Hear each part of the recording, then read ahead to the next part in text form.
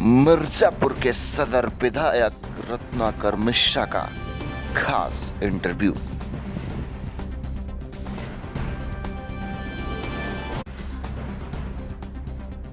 नमस्कार, आप देख रहे हैं इस समय इंडिया नाउ टीवी।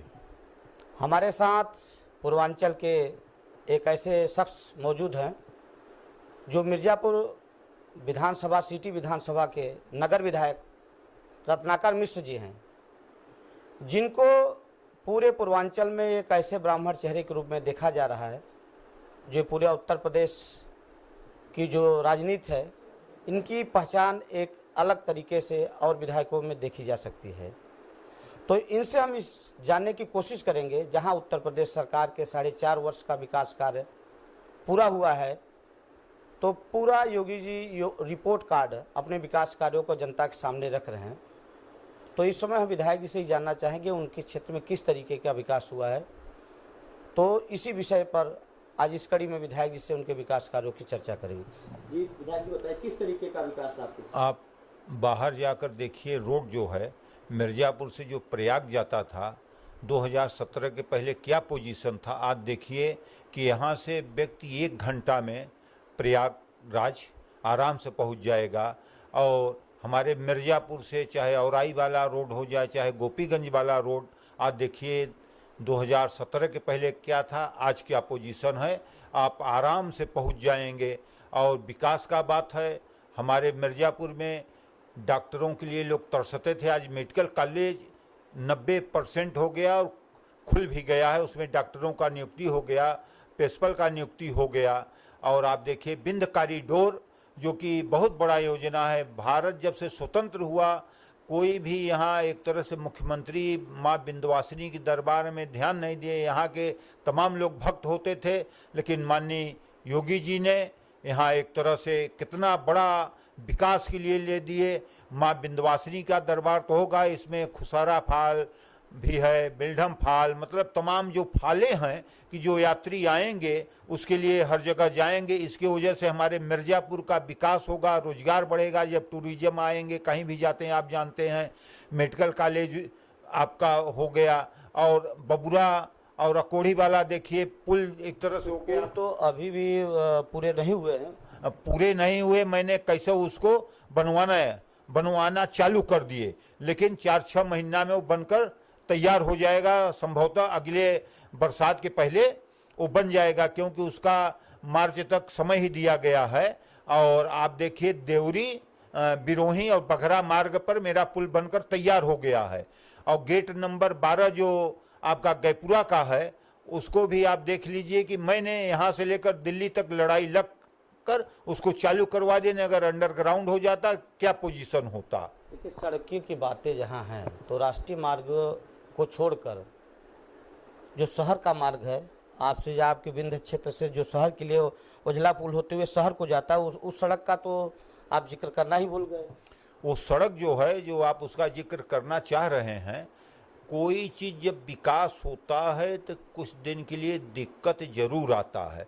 अब अमृत योजना के तहत जो खुदाई हुआ है, सीवर लाइन के लिए हुआ है, जन सुविधा के लिए, तो जब तक खुदाई हो रहा है, उसके बाद जब रोड बन जाएगा तो आने वाले कई पीढ़ियों के लिए आराम हो जाएगा।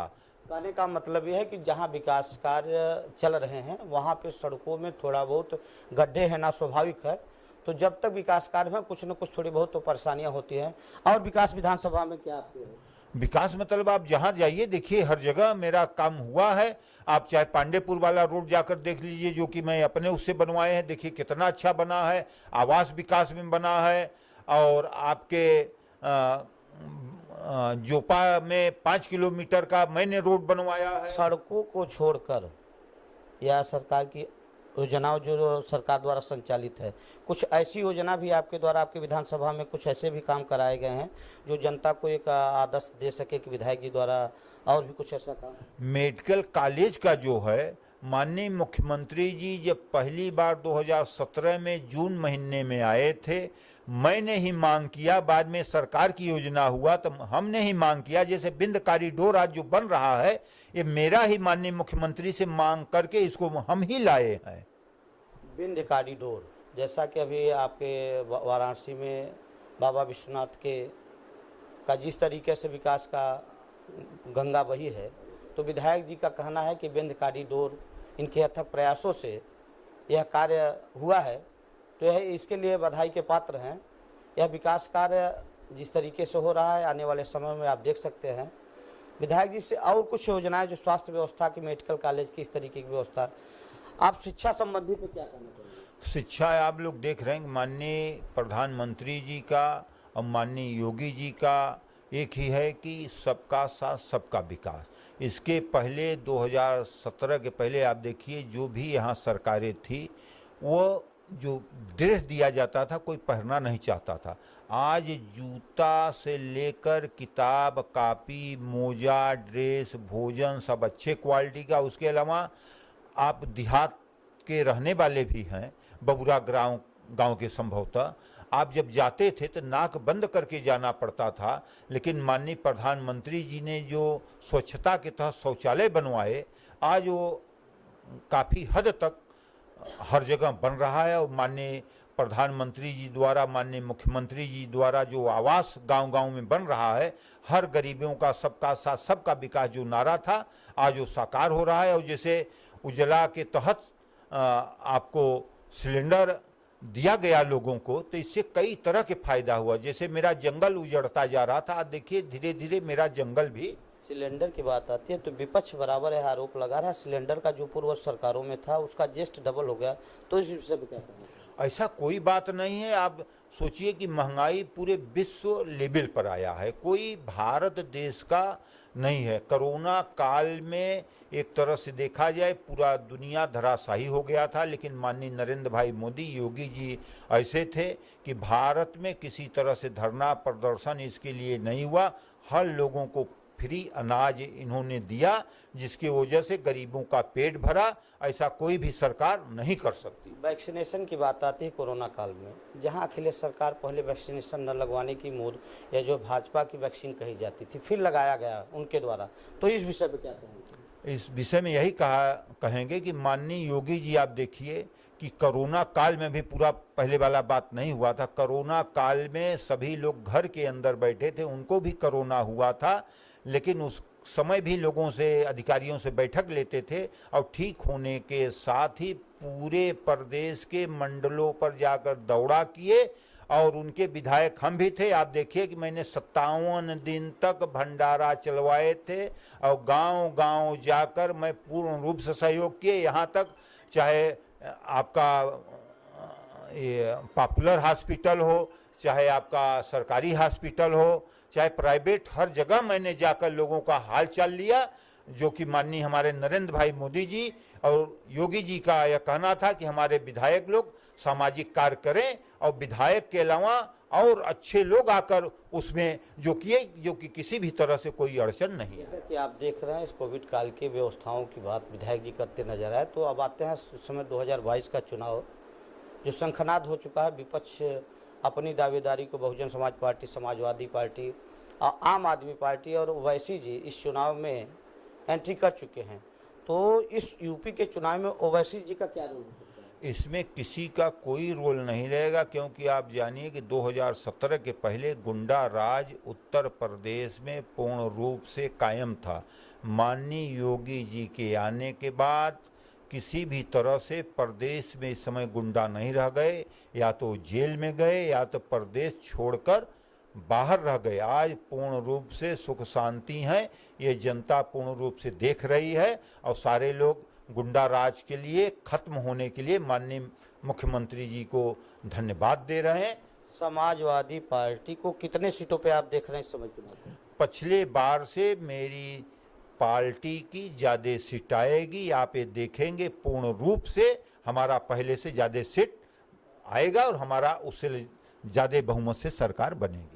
आम आदमी पार्टी के संजय सिंह और सिसोदिया साहब घूम घूम कर दिल्ली के मॉडल यूपी में लाने की बात कर रहे हैं, तो यहाँ फ्री बिजली, फ्री पानी की बात, तो क्या उन पे क्या कहना चाहिए? ये मुंगेरी लाल के सपने तो सभी देखते हैं, इसमें कोई दो राय नहीं है, लेकिन उत्तर प्रदेश की जनता या भारत की जनता देख चुकी है कि माननीय योगी जी और माननीय मोदी जी का विकल्प कोई इस समय है ही नहीं।